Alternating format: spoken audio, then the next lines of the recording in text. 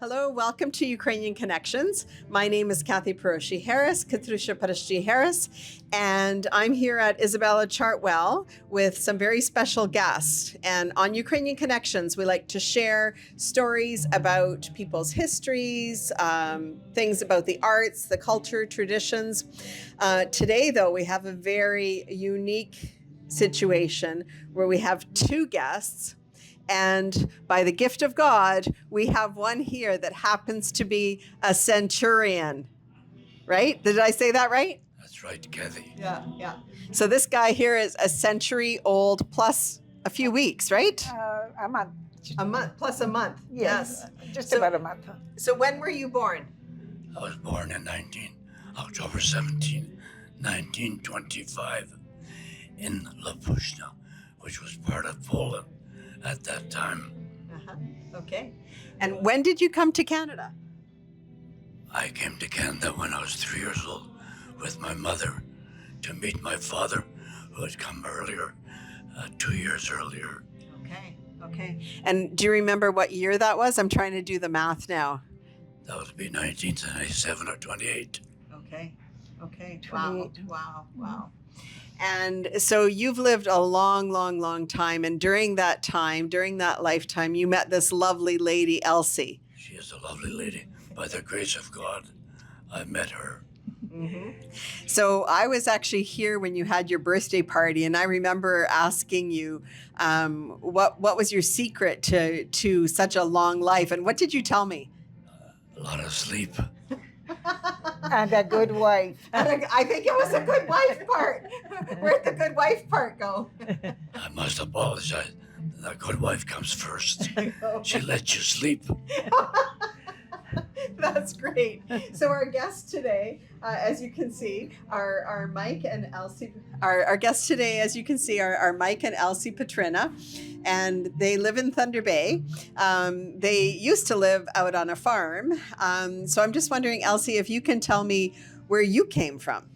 Well, I grew up on a farm too, up in actually it was up on Candy Mountain, Slate River, and then up Candy Mountain, and yes, it was tough going. I had to go to school. I'd ride my bike down the hill and then to school, and then I had to push my bike all the way back up, which wasn't very pleasant. But then, yes, that's where I grew up. I grew up in actually Scoville Township. Okay. And your parents came from Ukraine? Yes, my father came in. Oh goodness gracious. I'm sorry, I don't remember the date exactly, but yes, he came because my his aunt, had lost her husband. He was killed in an accident, and she was left with 6 children, and she needed some help. They had a cow, and they had a little garden there too out in Westfort. So my dad came to give her a hand, and so that's how it all happened. And how about your mother? My mother was an orphan, and she had a hard time there. But then her sister had gone to Canada earlier, and so she made arrangements for my mother to come to Canada as well. And when my mother came, she did housework for a lot of the people actually in this area, and she learned to speak the language very quickly and quite well. So that's how that all started. And then they met, got married, and there was no work at the time. So one of his friends said, "Hey, Mike, you know what? There's some property up on Candy Mountain there. We could buy that piece of property, and we could cut some wood, and we would, be able to sell it." So they would cut a cord of birch wood and bring it down to Mount McKay Feed, which is where the funeral home is now in Westfort. That was the Mount McKay Feeds at the time.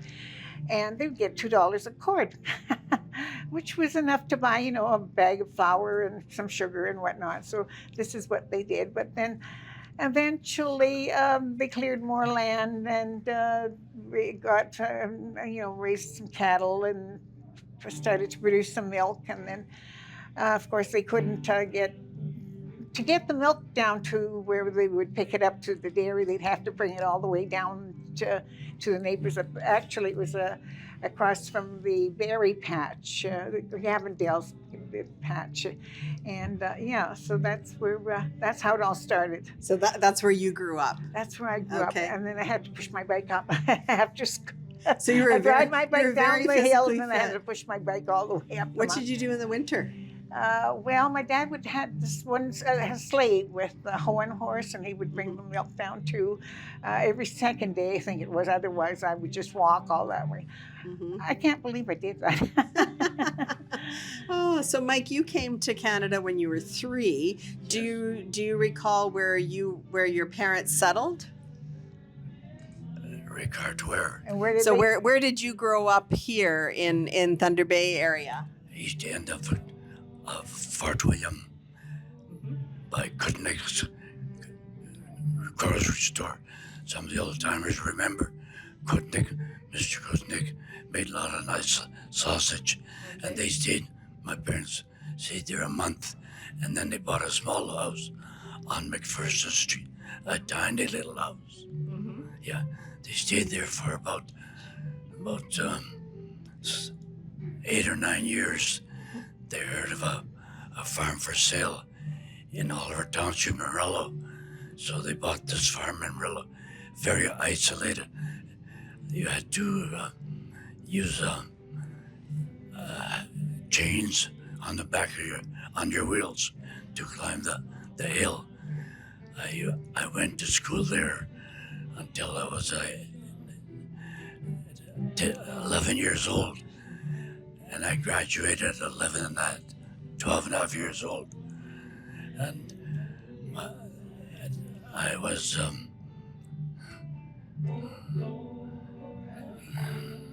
sorry. where you That's didn't, okay. That's okay. So you graduated as a very young boy, Yeah. and you were working on the farm too and helping out with the farm and everything.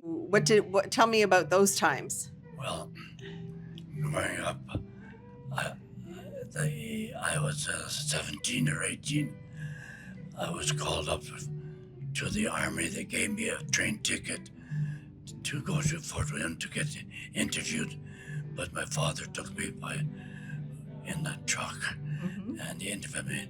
Due to my disabilities, I was not able to go to the army, which was fortunate because they needed me on the farm. Growing up on the farm, there was a lot of cattle we raised, and I used to have to go. Growing up, I used to go in the afternoon and go and locate the cattle and bring them home. And the cattle roamed over where the forests had been cut over, and I would never know where they were. I would find them.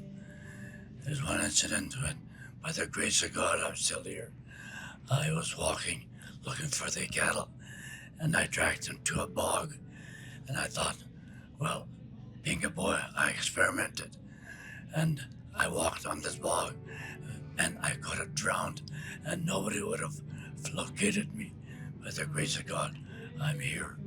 Wow. Yeah, bogs are, I don't know if anybody out there on TV land has been to a bog, but it's not a thing that you joke around with. It's not quicksand, but it's sphagnum moss that just keeps going underground and could take you. So we're lucky today that you survived that and collecting those cows. And one day I went to get the cows, and I got most of them, but 2 of them, I couldn't find them.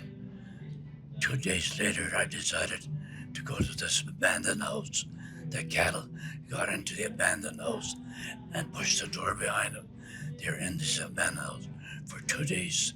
They could have starved to death. Oh, I'm glad you found them. Oh, that's amazing. I had to try roam a lot of land, trying to cattle. It was a cut over forest land. Mm-hmm. And there were not much fencing back in those days. No fence at all. No. Wow. Okay, we're going to take a little break. We'll be right back.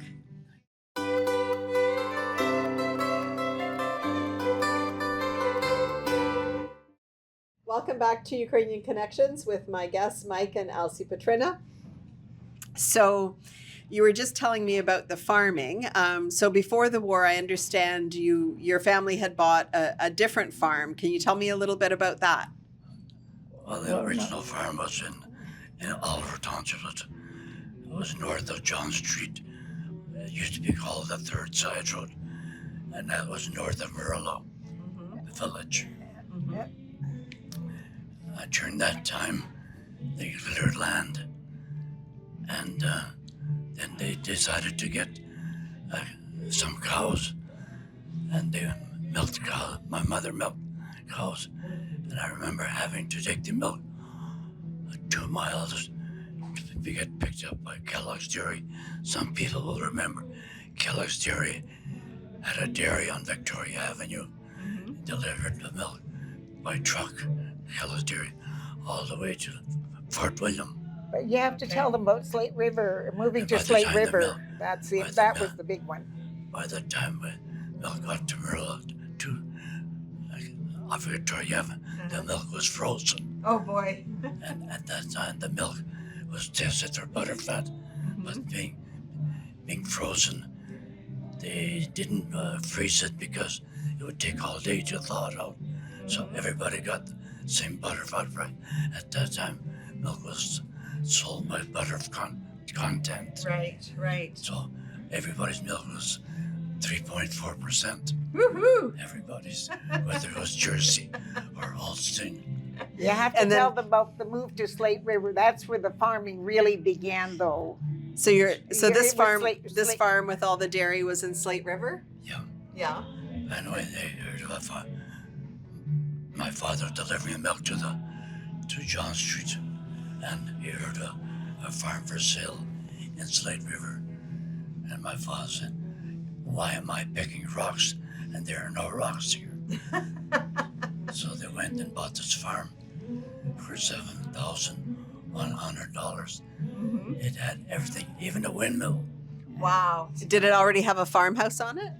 everything. A Yeah, where house, the house was there. It was like a dream. like Anna Green Gables green It trim. was- okay. no Yeah. insulation. I remember having to go. Sometimes the pin would break on the windmill, climbing the ladder to the top of the tower and replacing it. What was the windmill used for? The pumping water. Pumping water. Yeah. Okay. Most farms had a windmill at that time. Okay. And was the pumping the water from the well or from a river or From the wells. from a well? I don't know about the other farms, but from the well. Uh-huh. In fact, there's one farm that John Chappell owned. It was further down the road. Uh-huh. So there was a Anna Green Gables house and a windmill as well. Okay. Did you know about Anna Green Gables back then? No. That's because you guys have had a lifetime with children and grandchildren. How many children do you have? Well, we had 6 children. One son deceased, Okay. so we have 5 children left. Uh-huh. Okay. And how many grandchildren do you have? You have to quickly count them for me. 4 grandchildren, 4 grandchildren. And how many great grandchildren? 2 great grandchildren, 2 great Three, grandchildren. three, Three. three. Oh, 3. Yes. 3 Three. great. Wow. They keep popping. Well, You're very blessed to have a big family. we are. So I understand with Christmas coming up, you're going to be celebrating Christmas with all these family members. Yes, we're going to be invited to our sons, Mm-hmm. and there's going to be all the trimmings and hors d'oeuvres. Hors d'oeuvres. So Elsie, And then yeah. we'll have a sit-down supper. okay. So Elsie, when you were telling me earlier that you used to make something special for this, but you're not making it right now, can you tell me what you would be making for Christmas dinner? Well, we would always have try to make it the traditional. What is it? 10? No, how many dishes? 12 dishes. I never could make it quite to 12, but we always would have the kutia, the wheat with the poppy seed, which we loved, and I added something to it many years ago with cardamom bread, which is not Not Ukrainian, it's Finn, but we just love it with the cardamom. So I would always make that and try to get it as close to the the 12 dishes as possible. And so that was the highlight of it all. Okay. Hmm. Tell me about your cabbage rolls. What kind of cabbage did you use? Well, if you could use the summer cabbage, it's the stuff you get in the summertime, and it's more pliable. The stuff you buy in the stores in November, December, it's very hard and hard to roll. But if you get the cabbage that's in August or September, or maybe even earlier, it's quite pliable. So it's just so easy to roll, and you can make nice little dainty ones. Would you freeze the cabbage in the summer and have it ready for the winter? Yes. Okay. Yeah. So then you just take it out and away you go. Very organized. So tell me how the two of you met. Oh, well. Okay, let me go. We discussed that. Okay. Who's Well, going I to guess tell? the first time we really met, but we didn't really meet. I mean, we were at a wedding, and then they had the day after. Popravlення. Right. And my parents didn't know how to get to these people's house. So he actually came with us and guided us to where, but I was just a little kid. I didn't even look at guys at that age. But then we were, when we really met was when we were at Blenton Social Okay. at the Star Hall. And we were there was a dance, the dinner and the dance, and that's when he asked me to dance. And then it sort of, he asked me out. He came to our house to take me out to. I guess we were going to dances at the Kekabeka Legion, so that's where we would go to. And we weren't chaperoned. I mean, we're innocent kids. Yeah. I was a good boy. You were a good boy. Were you a good dancer? Yes. Yes, Yeah. he was a good dancer. Yes, he was. What were your favorite kind of dancing? Like It was waltz. you waltz? I could have danced all night. I could have Polkas danced all weren't bad either. And she liked to polka, right? Yeah, they were good dances. And then that Legion burned down. They built the other one, the new one there. So things have changed a lot. Our dancing days came to an end kind of when we got really into farming, and there wasn't that much, Much opportunity. Yes. To dance.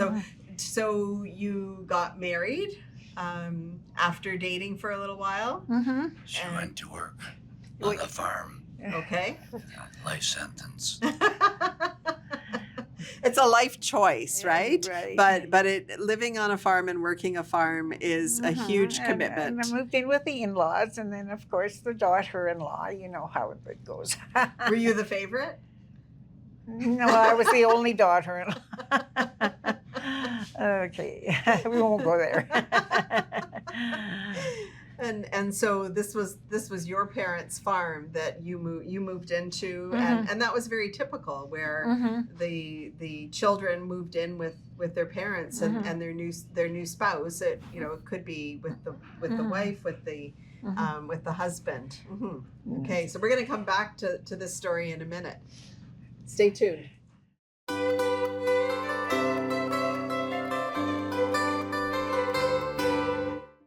Welcome back to Ukrainian Connections with Elsie and Mike Petryna. So we're just about to talk a little bit about their married life. They got married. Elsie moved into the family farm with Mike and his parents. So tell me about that first week, what you did on the farm. Well, it was just harvest time, and it was very convenient that they had an extra hand. His mother says to me, "Do you want to do the cooking for the threshing gang, or do you want to go and pitch the sheaves into the thresh machine?" Well, I'm just new to this house and I have no idea about the cooking for this gang. So I said, I'll go and I'll pitch the sheaves into the thresh machine. Well, there were, I don't know how many acres of grain, sheaves. Anyway, there were a lot of loads of sheaves, and I was pitching sheaves into the thresh machine, all of them. And after that was done, the day I would go and help with the milking of the cows. So this went on for till the harvest was over. And I remember we've gone to my visit my parents, and my mother goes like this to me, and I said, oh,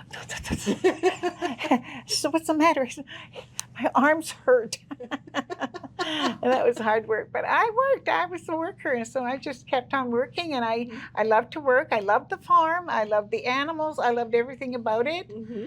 And then it came to the point where, well, our children, we had 6 children, and our oldest son he said, Dad, either I'm at the point in my life where I have to make a decision.